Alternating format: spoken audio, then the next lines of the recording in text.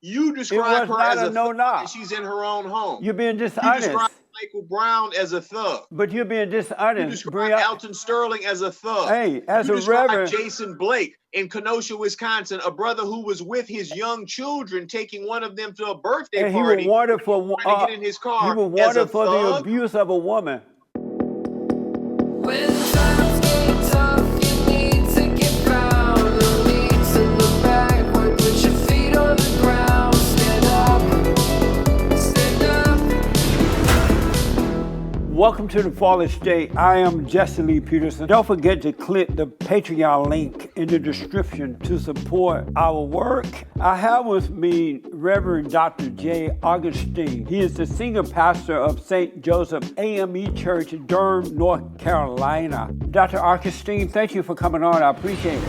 Thank you so much. It's a pleasure to be with you, and thank you for having me. Yes, sir. So, do you want to be called Reverend Augustine or Doctor? Either is fine. Whatever you feel more comfortable with is fine with me. All right. How long have you been a reverend?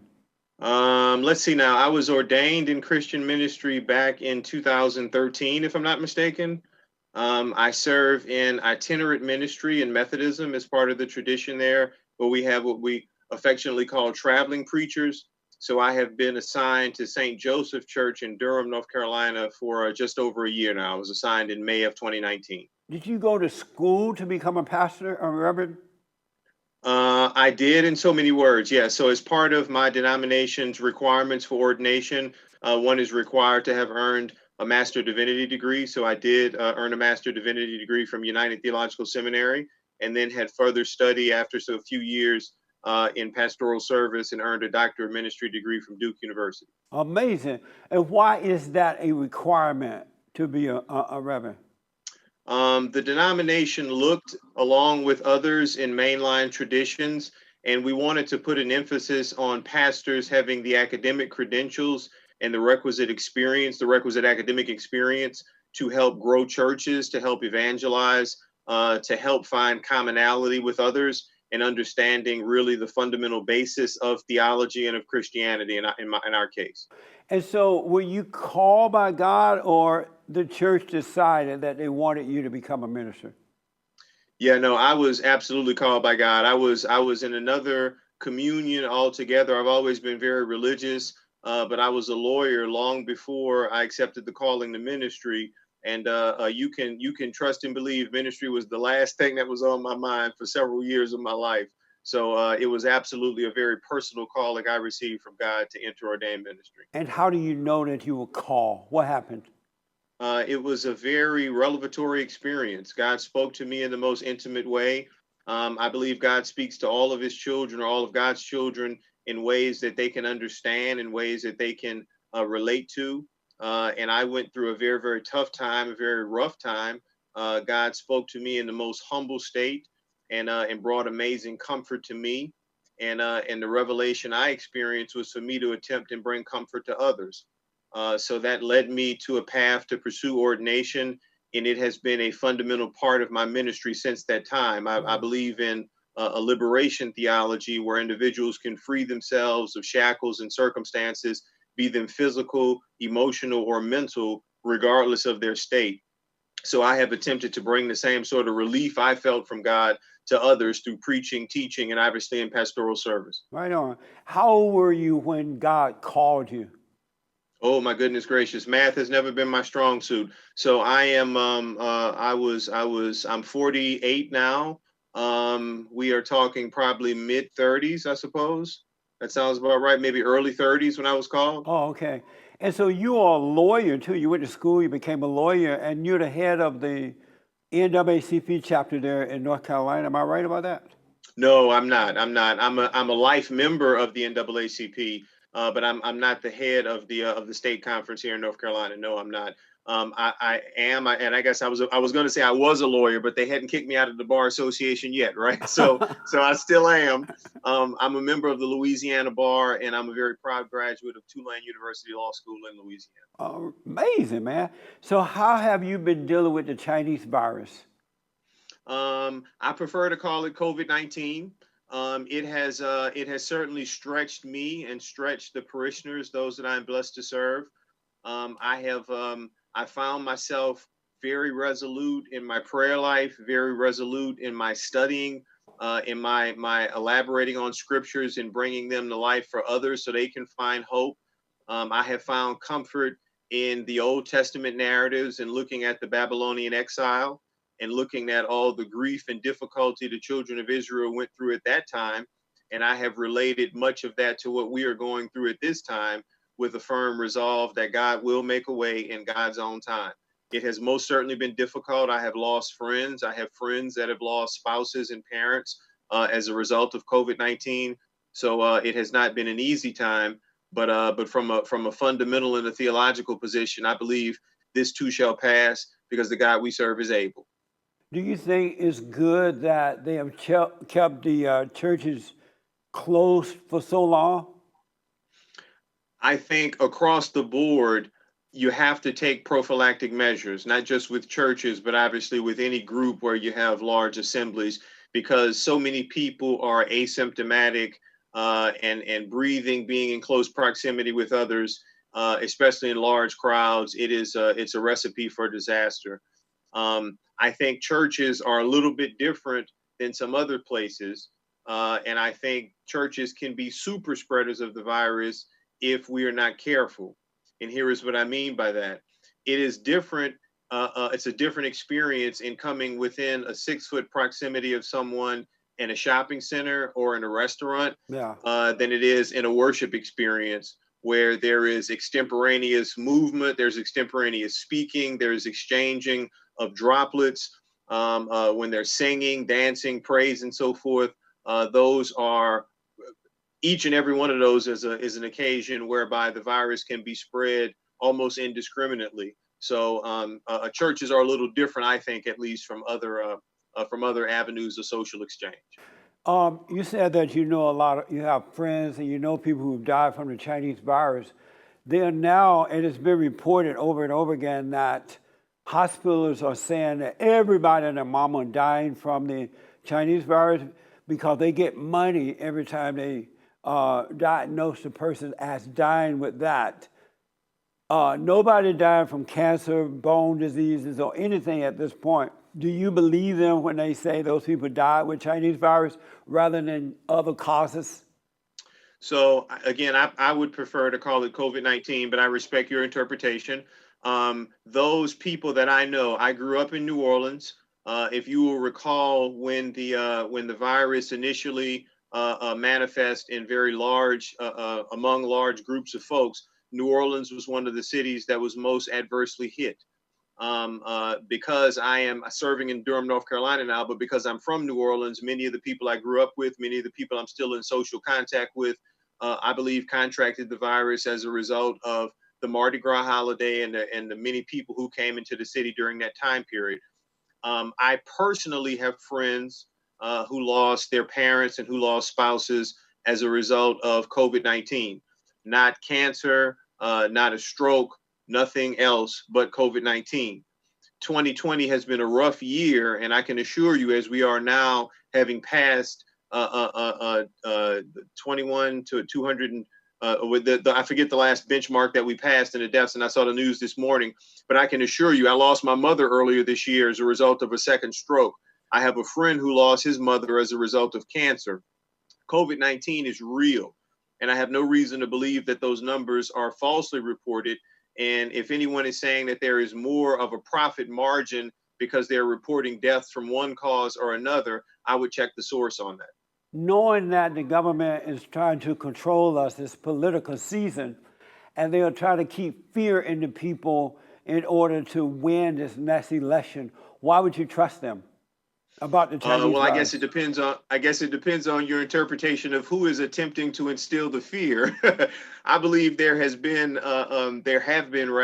many attempts to instill fear from the current occupant of the White House for the very reasons that you referenced. An attempt to stay lockstep, not make change. People are afraid of this, that, and the other, so you want to stay right where you are rather than make change. But it's primarily happening in the Democrat-controlled states where they're controlling the people with this fear of Chinese virus rather than the Republican-controlled states. So it will have to be more the Democrats than it is the Republicans, right?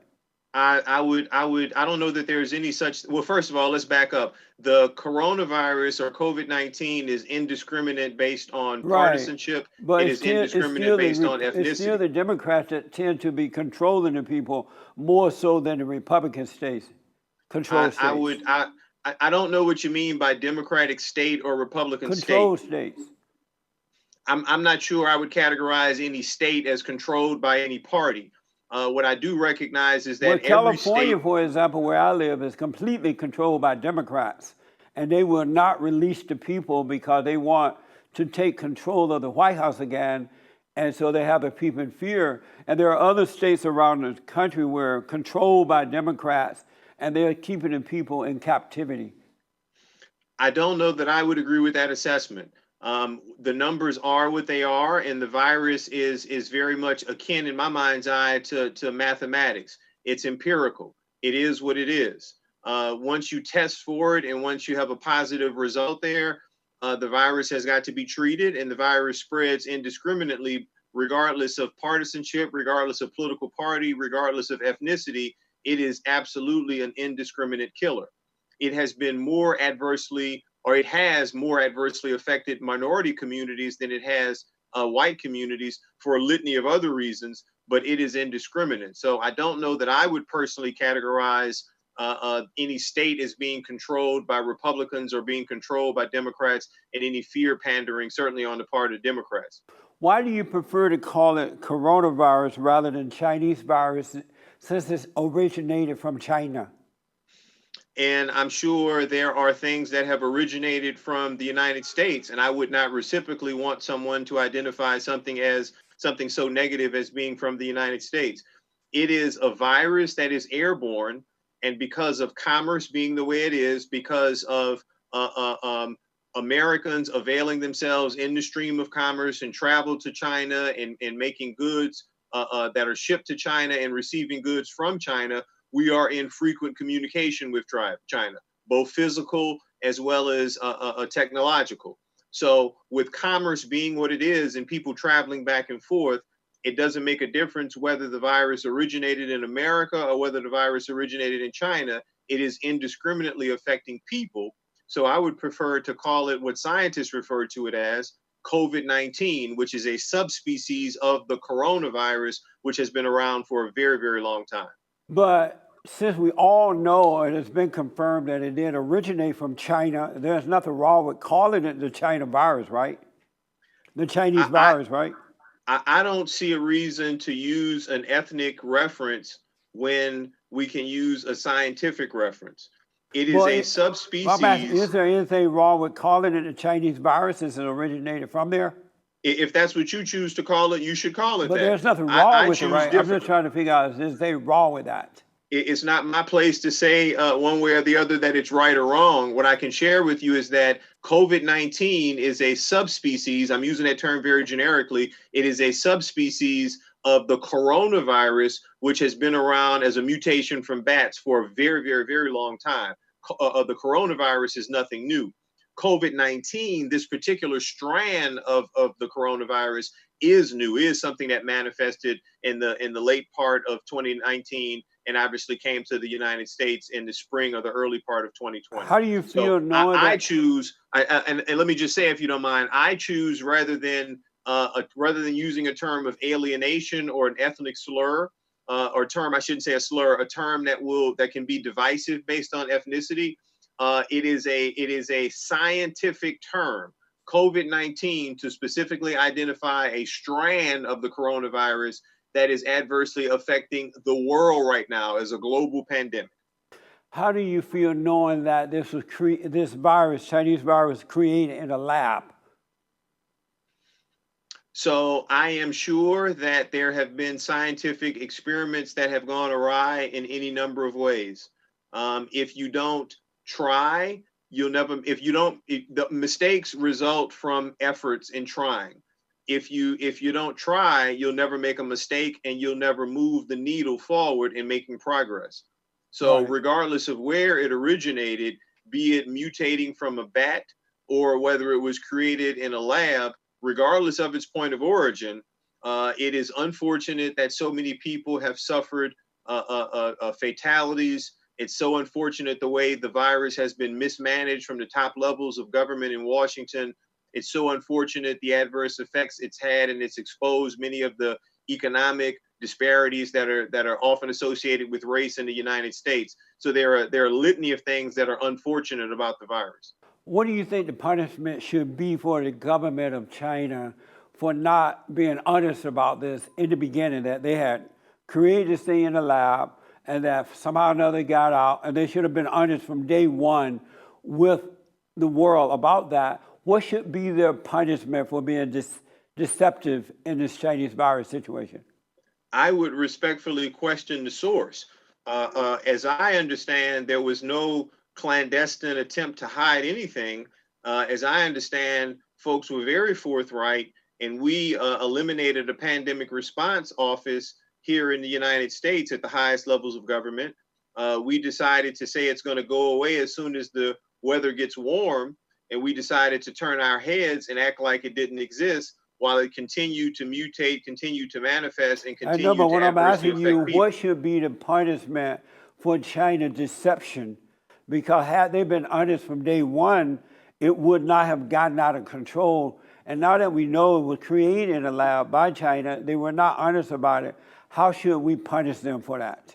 I guess I have a different perception. My perception is not that there was any bit of dishonesty. My perception is that there was a very much forthrightness, and that on our part there was a desire to turn our heads and to say that this will magically go away as soon as it gets warm, and to dismantle an office for pandemic response that was in under the previous administration, but dismantled under the current administration. But it's all like you're asking me about a punishment, and I don't see. I don't agree with the logic that the question is based upon. It sounds like, and I may be misreading it, you trust a communist socialist society like China over American. Are you saying you trust China before you trust the American government? I would say I trust individuals regardless of ethnicity or regardless of governmental affiliation. And I want to be very clear, I have every reason, based on what I have seen as an American citizen, as a former soldier, an infantry officer who served this country honorably, I have every reason to distrust the current occupant of the White House. Do you trust the government, the government of China? The Chinese government, do you trust them? I don't know enough to make that sort of assessment. I'm sure there are distrustful people, just like there are obviously some distrustful people in this government. I'm certain there are distrustful people in that government. There are distrustful people in every government. But I'm sure there are enough distrustful people around. But I'm sure you don't trust China government at all. They're enslaving people over there. They're doing some horrible things to the folks. And they're a communist society, so they control the media and everything. So you don't trust them at all, right? Am I right about that? I don't make blanket assertions. I have certain core values and fundamentals as an American, and I'm very proud of those values. I believe in liberty. I believe in freedom. But they don't have that in China. I obviously believe in freedom of religion. So I am loyal to America because I love America. But part of loving America and part of recognizing that free speech means we can disagree without being disagreeable. And I profoundly disagree with many of the things that have come out of 1600 Pennsylvania Avenue over the course of the last 4 years. And do you profoundly disagree with China as well? But hear me out. Hear me out. That has nothing to do with me distrusting or trusting China. That has everything to do with the fact that I consider myself to be an astute American who disagrees profoundly with some of the things that are going on in Washington right now.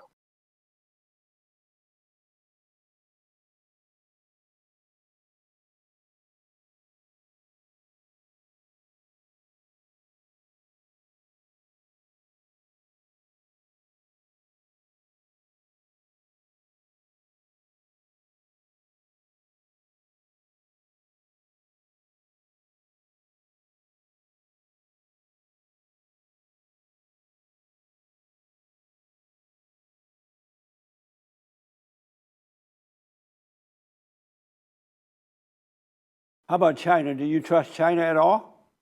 I don't know that I'm ready to make that sort of assessment. I have reason to question any and everybody right now because there is so much unknown. There are so many fingers being pointed right now, and I'm an American citizen. I want to believe in my government, but the human in me says question before you believe in But a I'm asking situation like about the this. Communist Socialist Society of China. They cannot be trusted because they control everything. So you have no trust in them at all, right? I understand what That you is said a about the United States government, but I'm asking you about China government.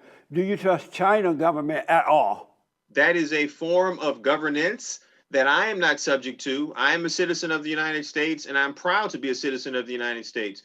So how China operates internally is of no consequence of my own. But you don't I trust am them is what I'm asking. You're not answering Well, that. I don't know. Trust is sort of a passionate word. Trust is a very loaded term. We have quote unquote trusted enough to engage in intellectual commerce exchange programs with students from China here in the United States. I'm a very proud graduate of Duke University. We have a campus there, and there's back and forth exchange programs with students there. So we have quote unquote trusted enough to engage in intellectual commerce. We obviously But have now we trusted enough to regret that engage because they in ripping us electronic off. commerce.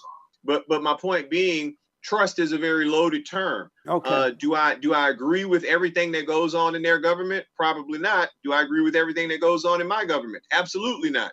Do So you trust is a very absolutely loaded not term. believe in everything that goes on in China's government?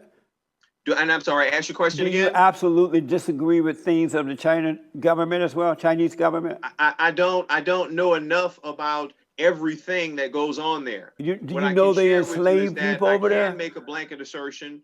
I can make a blanket assertion that there are many things I agree with that go on in America, and there are many things that I profoundly disagree with that go on in America. I know I asked you about China, but you keep bringing up America. Let me ask, you are a reverend. You've been called by God. You have degrees in ministry. Do you still sin as a son of God? Do you sin?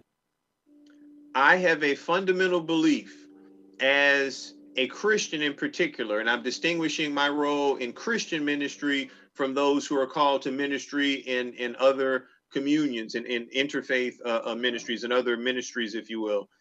As a Christian, I have a fundamental belief that every single person who has walked this earth, with the exception of one, has sinned and will continue to sin and is only saved by the grace of God. So And I'm sure you can guess the one person I would omit from the category of sinner. Are you a son of God? Yes, absolutely. And do you sin? We all sin. How about you? Yes. So as a son of God, you still sin. So those who are not sons of God, do they sin? All human beings are subject to sin as a part of my theological framework. So as All a human son beings. of God, what's the purpose of becoming son of God if you're still gonna sin? Because all Thank who God sin for- serve Satan. As part of my fundamental theology and as part of my fundamental thinking as a Christian, I am so incredibly thankful for Jesus, as in God manifesting God's self in human form, and the punishment that Jesus suffered on Calvary's cross. Because as a result of that punishment that he suffered, the debt for me has been paid. So human beings are subject to sin and will continue to sin, but thank God for grace. Does And I the use Bible grace as say an that acronym. as But children of God, you would let continue me to finish this sin? because I think it speaks very profoundly to the question you raised. I think and I preach about grace as an acronym. GRACE, God's riches at Christ's expense. So I'm so grateful that at Christ's expense, when he was hung on Calvary's cross, I'm so grateful for the bloodshed there. Because of him, in my sinful nature, in all human beings' sinful nature, if we believe, thank goodness we have the gift of everlasting life. So now that you've been born again of God, you still have Satan's nature? Now that I have been born again, do I still have a sinful nature? Do you have Satan's nature? Because as a person who was not born of God, you had the nature of Satan, which is of sin. And that's why Christ came, so that you may overcome that. So as a son of God, you still have Satan's nature? Are you saying that? I would not phrase the premise that way at all. I would. You're approaching a question from a very different framework that I would. My thinking is not in that ballpark. my thinking is that all human beings are subject to sin. There is a doctrine called original sin, or some call it ancestral sin, which speaks to all human beings being descendants, if you will, of Adam or Adame, as in the first man, the first human to walk earth, who engaged in a sinful act. And because of that sinful act, all human beings subsequently born will, not may, not might, not if, will engage in sin. And the sin caused a chasm or a separation from God's grace and God's perfect goodness. So Jesus came to close that. So as a result, human beings will still sin. It's inevitable. We all will make mistakes. We all will fall from grace. But thank goodness for Jesus's perfect love and Jesus's sacrifice. So let me just say, we got to kind of cut it short a little bit instead of a preacher sermon. So you are saying, you got my juices flowing with a deep question. My juices flowing with a deep question. I understand that too. So Reverend Augustine, you're saying, yes, Jesse, as a born again son of God, I still have Satan's nature. That's what you're saying. That's not at all what I'm saying. Do you have Satan's sinful nature? I'm saying that as a called out Christian, I am so thankful to I know Jesus you said all that, but what I'm asking, shed. just for the record, are you saying that as a born again Christian, you do have Satan's sinful nature, or you don't have it? I'm saying all human beings. No, we talk about you. Included, do you still have Satan's sinful nature as a son of God? I never professed to have Satan's nature in the first place. I am made in the image of God. So there's nothing about me that is Satan or satanic in nature in the first place. As a son of Satan, you was a sinner, right? All human beings inevitably will sin. And so as a son of God, you still have Satan's nature, and that's why you sin? So that's not at all my fundamental thinking. I wanted to unpack for you and kind of compress all those years of school that you talked about. I was trying to compress that into 30 seconds or maybe a minute. I wasn't that good at it. It's so deep, it's so rich. So you got to forgive me for that. But I would fundamentally disagree with the premise that your question is based upon. So if you still sin as a son of God, what's the difference between someone who believes in God and someone who does not believe in God? Let me ask you this. Do you sin? No. You don't sin? No. Wow. Because once you are born again of God, you cannot sin. And if anyone says that he has been born again of God and he still sin, he is a liar and the truth is not in him. For that reason, Christ came that you may not sin. You overcome sin because sin is of the nature of Satan. But I want to ask you, what's the difference between... I can firmly remember many commercials with Billy Graham professing his sinful nature as a human and thanking God for Jesus. I can remember many of the other right-wing evangelicals who made the same profession and thank God for Jesus because of human being sinful nature. So it's amazing that you say you do not sin. That's a different category. That's a very different category. What's the difference between a Christian and a non-Christian if the Christians are still sinning? What's the difference? So the question I must ask you then is, what is your definition of sin? No, I'm going to ask you that in a minute, but you didn't answer that question yet. I asked twice. But it's important. In order to answer the question, it's got to be based on a premise, right? For you being a reverend with a degree in it, what's the difference between a Christian and a non-Christian if you're still sinning just like the non-Christian? What's the difference?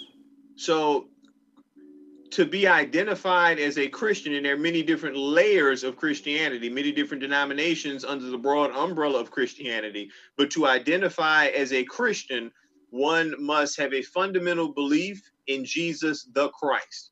That is a definition of being a Christian. Again, there are many layers within that.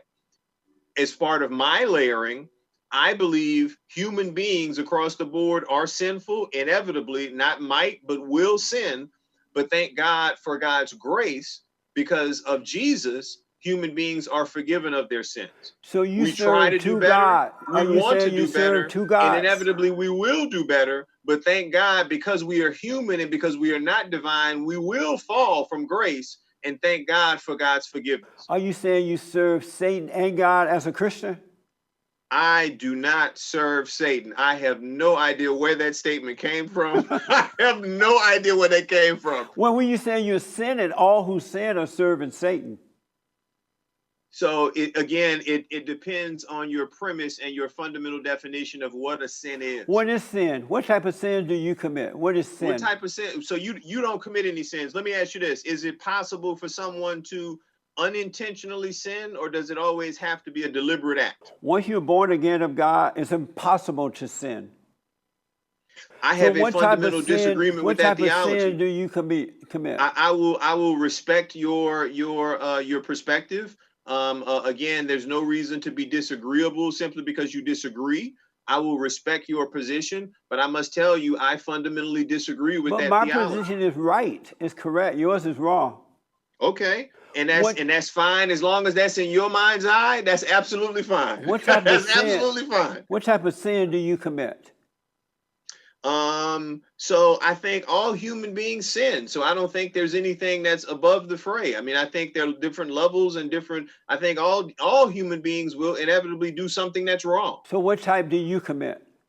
Anything that is not consistent with the perfect, absolute space, holiness of God. Anything that falls short of that, whether it's a personal desire for attention, whether it is a personal desire for affection, whatever the case may be, when you have the least bit of deviance from the perfect state of God, I think you have fallen into a space of sin. What type of sin do you commit? It need not be stealing. It need not be killing. Sin is such a unintentional thing.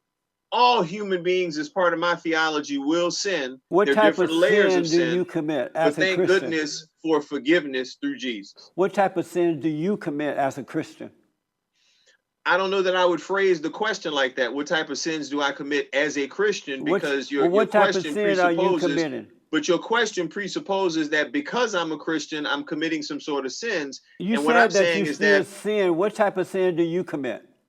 What type of sins do you commit? I don't. So what type do you commit?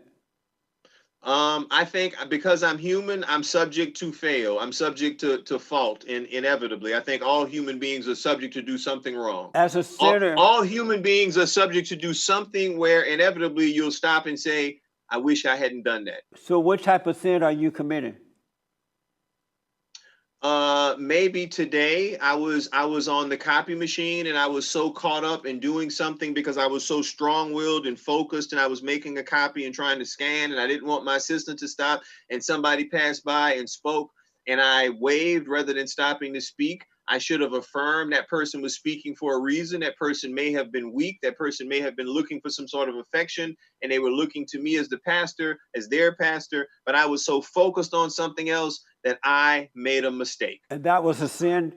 That was falling short of God's perfect state. Was that so a sin? For that mistake I made, some theologically may call that a sin, for falling short of the perfect place of God, and something as innocuous as that I just described. I am so thankful that I am forgiven. Once I own it, once I say I'm sorry, God is done with it. And so you call that all human beings will do something for which they've got to say they're sorry. So you call that a sin? I call that something for which I'm sorry, and I recognize some theologies may drill deeper. But what I'm trying to find out, are you calling that a sin? Well, it's not, I don't know, forgive me. I can't think in just those simplistic terms. What I'm sharing with you is that that's something I did that I wish I had a do-over. As I think about it, it was a space that separated me from God's perfect state, because if I was perfect, if I didn't sin, I would have been able to realize this person was speaking to me at that time because they needed the affection of their pastor. It's COVID-19. There's so much going on out here, and I'm so caught up on something else, I should have stopped. So if that was a sin, perhaps it was because I was too ambitious in doing something else, and I was caught on self and not looking at someone else. That's so it's amazing. Possible some theologies would categorize that as a sin. That is it's amazing. Something for which, however, so I are am you forgiven. saying, give me a quick yes or no, are you saying that was a sin when you did that today? I can't give you a quick yes or no on that because it's too multi-layered when you talk about concepts like sin. But you gave me an example of how you sinned. So are you saying, yes, that was a sin when you did that? I'm saying that was a space of separation where I was not in communion with the absolute Now, I know you perfect said all will that, of but I'm God. asking you, was that a sin?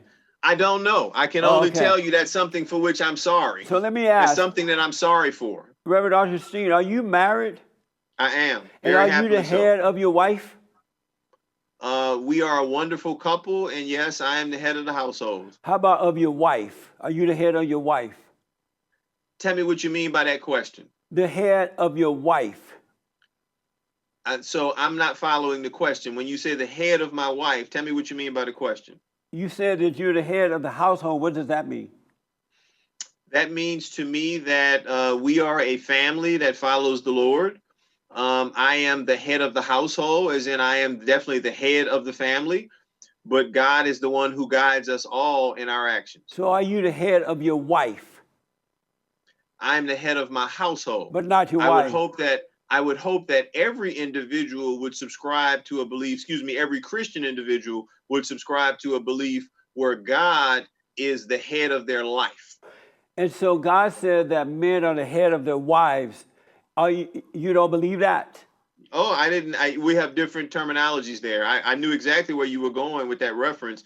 God established a hierarchical order where the scripture that you're referencing establishes a hierarchical order where men are heads of the families. Of their wives. Of the families. He said the wife. So why are you changing that? I guess it depends on which version of the Bible you're looking at. I have at least 3 different versions behind me there, and I'm sure we get 3 different interpretations And does on the your very Bible text you're say making you're not reference the to. head of your wife?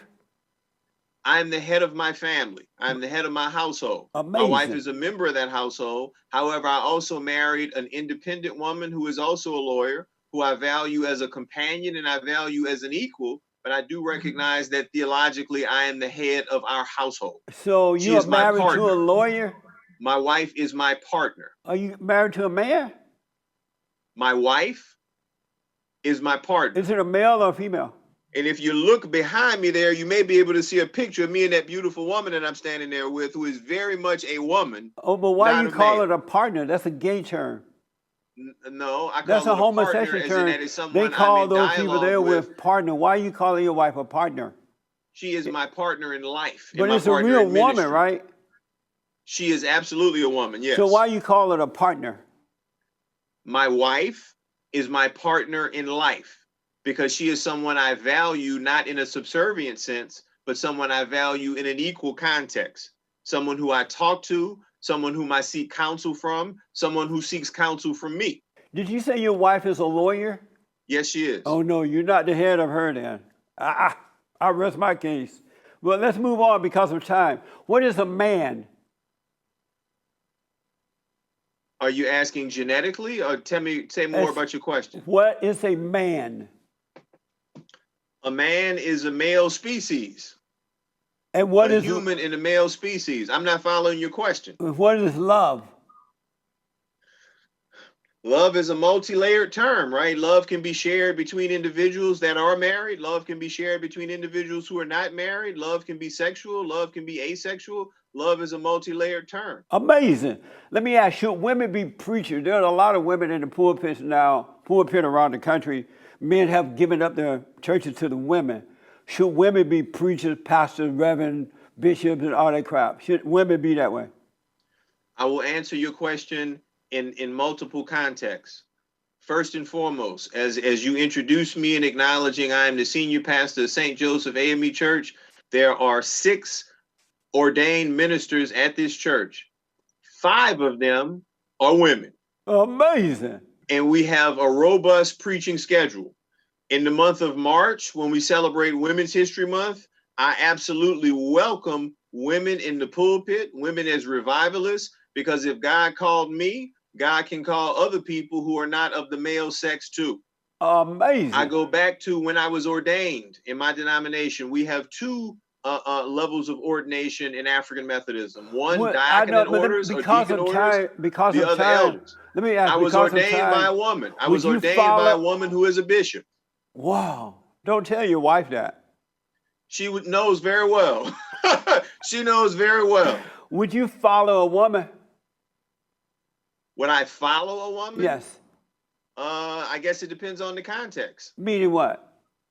You clarify your question. When I follow, in what context? Period. I guess it depends on the context. So would you follow a woman?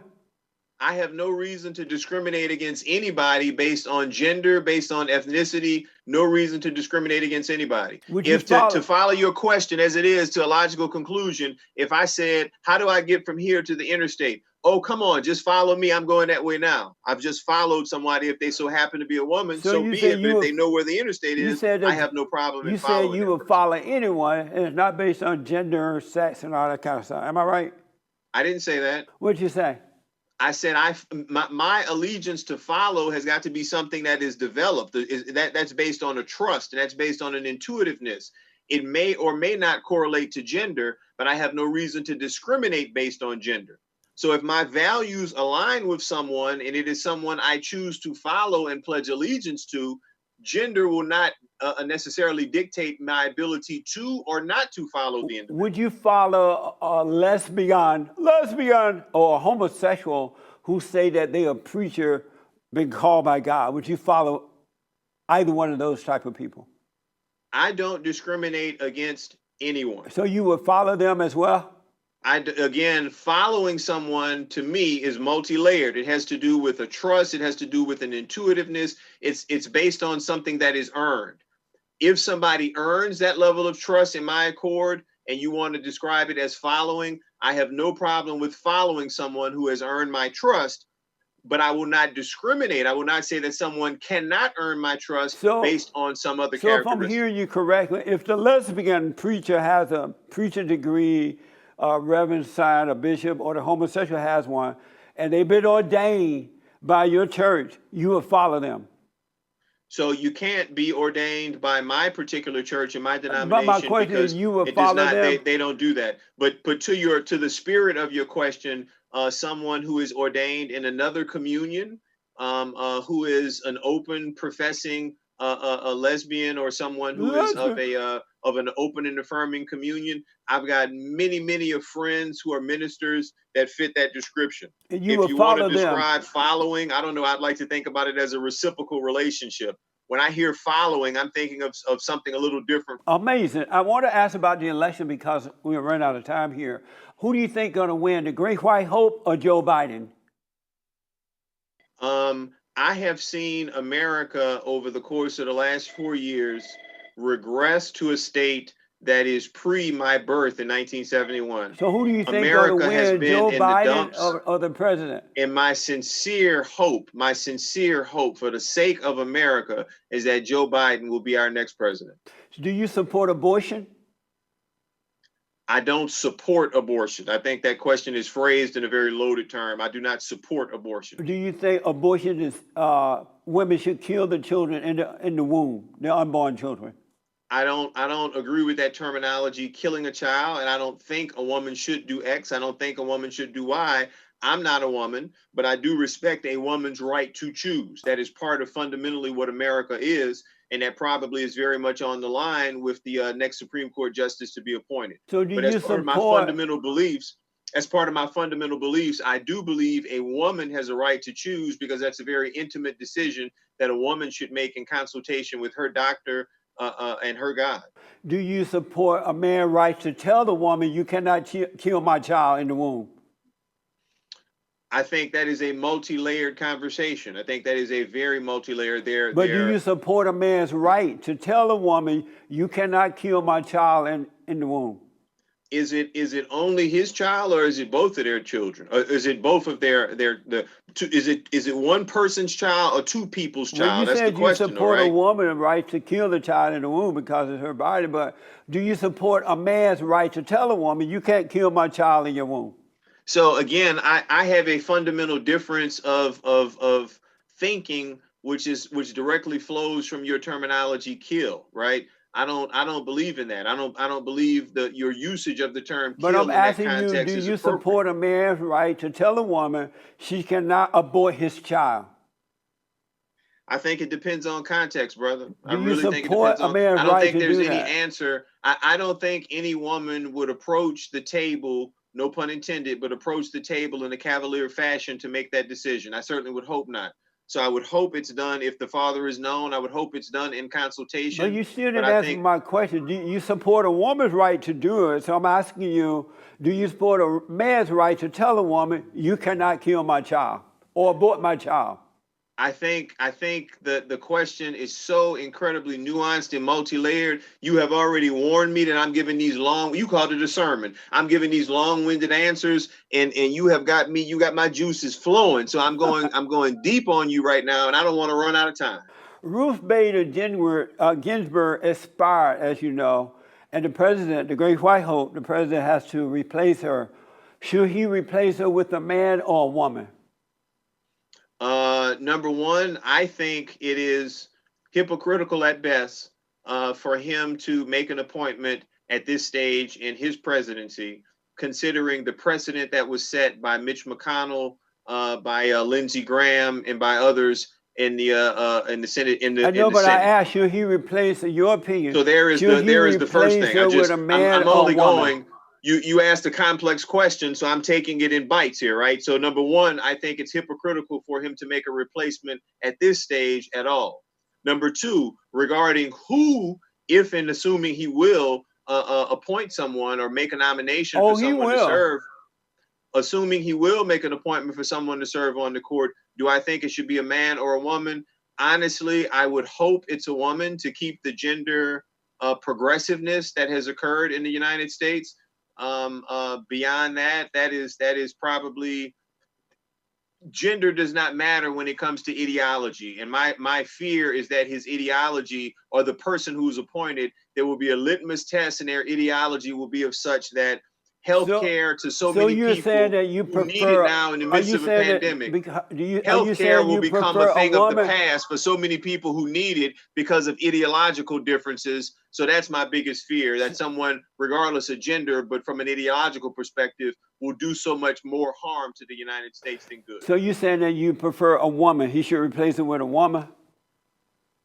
I have been deeply in mourning about Justice Ginsburg's passing. But if as a visceral reaction, I would prefer probably to see a woman appointed than I would a man. Amazing.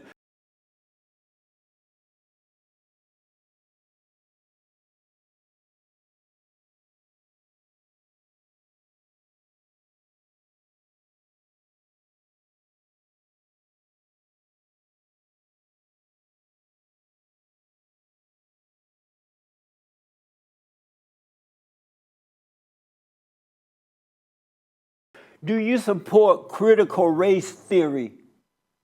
It's probably 2 or 3 books on them right here behind me. Yeah, matter of fact, there's one right there I'm looking at. There's a few books on them right here. So you support that?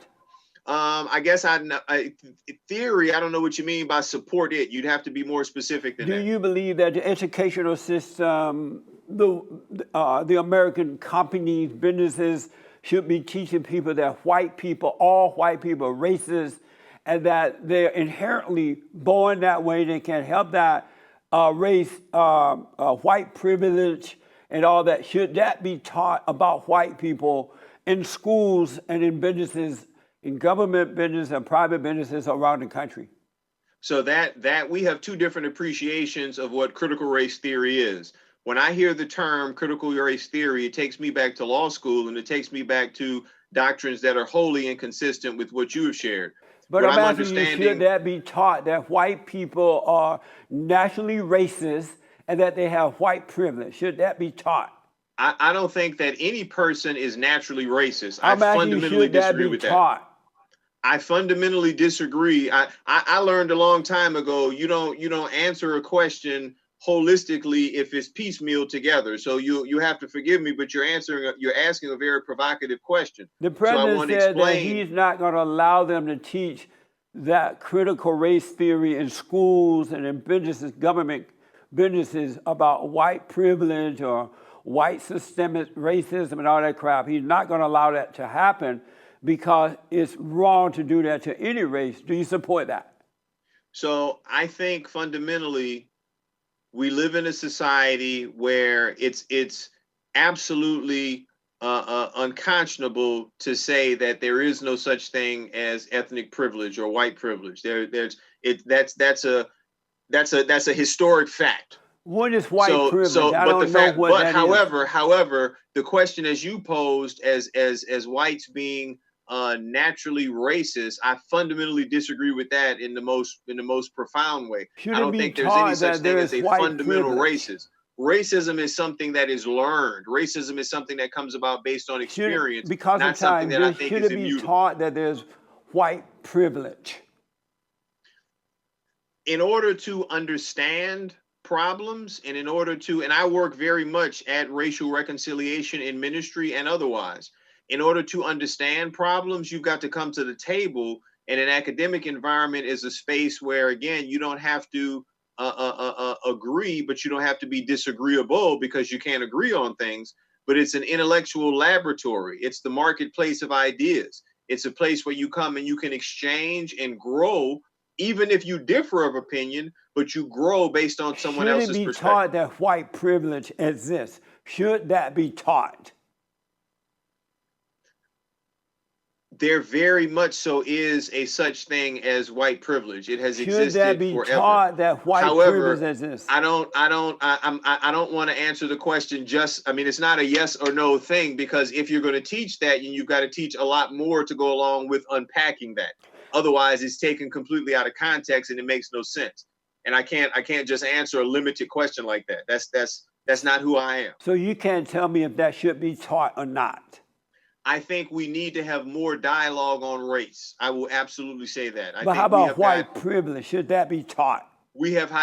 Based on what happened in Kenosha, Wisconsin, based on what happened in Louisville, Kentucky, with the grand jury refusing to indict Breonna Taylor's killers, based on what happened in Baton Rouge, Louisiana, with Alton Sterling, based on what happened in Ferguson, Missouri, with Michael Brown, based on what happened in Staten Island, New York, did that happen with because Eric of white Gardner. privilege? There obviously are implicit biases. There obviously are fundamental differences in perception. We obviously have got major race disconnects in the United States of America. And if we refuse to talk about them, we will only continue to regress. We will never as a nation progress and make progress. So you just read off all the names of the thugs and the criminals and people who've been attacked by cops because they disobeyed the cops or whatever. And you described Breonna, but forgive me, you described Breonna Taylor as a thug, as someone who was in her own home, with a drug dealer, not on the street, not doing anything thug-like, as you call it, in her own home. With and a drug someone comes in with a no-knock warrant and kills her in her own home. It was a no-knock. But you described her as a thug. It was not a no-knock. You described her as a no-knock. Thug. She's in her own home. You're being dishonest. You described Michael Brown as a thug. But you're being dishonest. You described Alton Sterling as a thug. Hey, as you a reverend. Jason Blake in Kenosha, Wisconsin, a brother who was with his young children, taking one of them to a birthday party. He was wanted for trying to get in his car. He was wanted for the abuse of a woman. But let me ask, Breonna was in the house with a drug addict person. How could you possibly, in good conscience, holistically describe that class of individuals that I named? How could you, in good conscience, describe them as thugs? Because I love what's right and I know the truth. Expressing their First Amendment rights, freedom of assembly. Not even Breonna Taylor. She was in her own apartment. But you're not being honest when you said it was these are people who were expressing their own fundamental rights to assemble in different places. But you're not being honest. Killed for no justifiable reason. That's not true. We have fundamental differences of opinion, but you're not being honest. It wasn't a no-knock. We can have fundamental differences of opinion, but again, we don't have to agree and we don't have to be disagreeable. We have some baseline fundamental differences of opinion. But you're not being honest. That was not a no-knock warrant. I'm being completely honest. No. I'm being anything. I'm being absolutely honest. It was not a no-knock warrant. She was killed in her home after the warrant was executed. With a drug addict person. After the warrant was executed, but it was not a no-knock warrant. Many times. It was not a no-knock warrant. In her own home. Let me ask you. And I described her living accommodation or her living situation in response to you calling her a thug. Do you believe in liberation? Which I believe is unconscionable. Do you believe all these people that you people are protected are no good people, but you're leaving that out? Tell me, who are you people? I've heard that term before, but I'm not sure what it means. You black people who are mentioning about the so-called abusive cop, but you're not saying that these people that are being hurt or affected by cops are no good people. They're criminals, they're thugs, they're living in with drug addicts or all that. You're leaving all that part out to give the false impression that the white cops just have nothing else to do but to go out and kill a black, and that's not fair. It's not right. And as a minister, besides keeping his knee on the neck of George Floyd for 8 minutes and 46 seconds. He was on drugs. Nothing else to do besides that is not restraint. That's not reasonable restraint. That's 8 minutes and 46 seconds to kill someone. No, he wanted to. That is not reasonable. It's not conscionable. It's outright unright. It's outright unjust. You're not being honest. That cop is the thug. You're not being honest. That cop who killed George Floyd is the thug. That's not true. That's not true. But let me move on. Do you believe in black liberation theology? Yes, sir. You do. Do you love white people? I love all people. How about until white I have people? a reason not to. Do you love white people? I love all people until I have a reason not to. Do you love white people? I love all people categorically. How about unless white? Let me specify. Unless I have a reason not to love a particular person, my fundamental disposition is to love all people. Do you love white people? I love all people. Do you support Black Lives Matter? Yes. Even though they're a bunch of fat, black, radical lesbians who hate God, who hate the nuclear family, who are trained to be Marxists, they hate the unborn children. They want to turn America into a socialist society. Everything about them is evil. As a Reverend, you still support them? I dare not make those sort of globalistic comparisons or comments about people. They say it about themselves. I dare not make those sort of globalistic categorizations about individuals. They say it about themselves. What I do know is that I support a movement. I recognize fundamentally that all lives matter. But as a result of what happened to Breonna Taylor and as a result of how Kentucky's Attorney General undermined her character, I recognize that people must speak out and speak truth to power in the fact that Black lives must matter too. So it doesn't matter that if there's a such thing as value in human life, Black lives must matter too. So it doesn't matter to you as a Reverend that they are fat, radical black lesbians. We are all God's children, brother. I profoundly disagree with some of the things you said, but I'm not going to turn around and talk about you when we finish this interview. We're not all God's children. Only those who have been born again are God's children. God created all, but all are not his children. Some belong to Satan. I got to put you on the hot seat, so I need you to answer these questions really fast for me, all right? Man, I've been on the hot seat for the last how long? It's about to get hot now? Okay. So I need you to answer these as quickly as possible. The hot seat. All right, I just asked the first question. Do you love white people? I love all people. Should illegal aliens get free health care?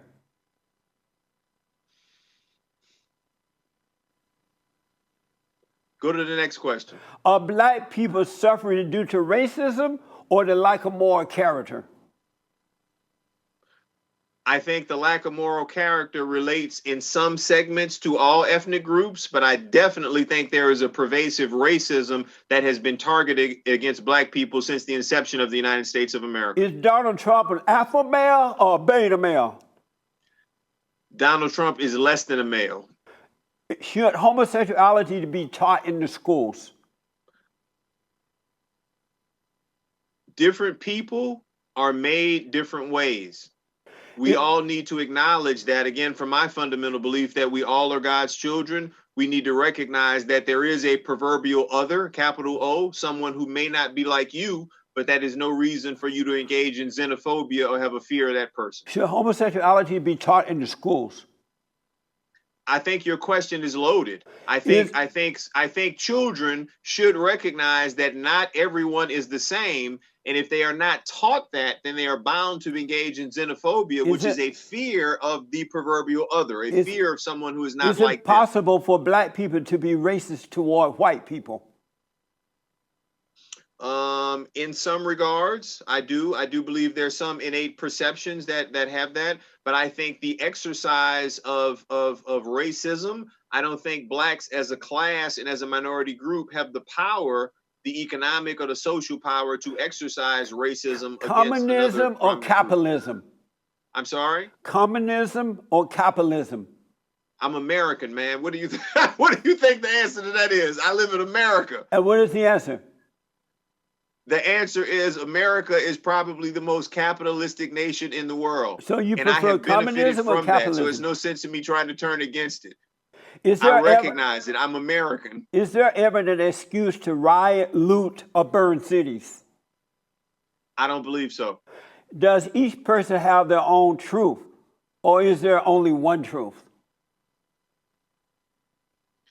I think it depends on the truth. I think it depends on your version of the truth, but I think each individual is unique, and what is special and what is sacred to each individual is unique to them. Who has more privilege in America, black people or gay people? Who has more privilege? Yes, I don't in think, America, I black think, people or gay people? I think both of those groups you mentioned have been so marginalized and pushed to the periphery in society. I think neither of them has quote unquote privilege. So neither have more than the other?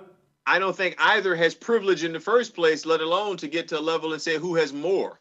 I don't think privilege exists in either of those categories. Amazing. This is amazing. This is like amazing. You got to admit, this is amazing. I can honestly say, Brother Jesse, some of your perspectives are amazing. Amazing. Some of your perspectives are amazing. Reverend Dr. Augustine, J. Augustine, thank you for taking on the hot seat and for being with me. Tell the folks how to get into your website, your church, or whatever you're doing. Thank you so much. I am easy to find on the web. My site is www.jaugustine.com, JAYAUGUSTINE. My social media handle is at JAugustine, JAYAUGUSTINE 9. Thank you again so much for having me. It's really been a pleasure to be with you. Thank you again for being with me, man. I absolutely appreciate it. Thank you. It's been a pleasure to be with you. Thank you so much. All right. Thank you all for tuning in. Let me hear from you. Don't forget to like, follow, tweet, support Patreon by clicking on the Patreon button. We appreciate that. Check out our store, all kind of merch. And don't forget to ring the bell and all that good stuff. Thank you so much. Thank you again, Doctor. All right. Thank you. All right. Next time on The Fallen State. Everything in our culture, everything in our politics is about women and what women need. And what we've done is we've neglected what men need. It's like the self-esteem movement where people are constantly thinking that they're supposed to be entitled. When you talk to women, they feel they have a very big sense of entitlement. Conservatives are just almost as bad. Yes. They're a bunch of white knighters who go around trying to protect women and giving women all these special privileges. You grew up with parents and people who taught you how to be a fighter, taught you how to deal with problems. Nobody teaches anybody how to deal with anything. And I think people are getting a little bit more wise to some of the things that women are doing. Nice.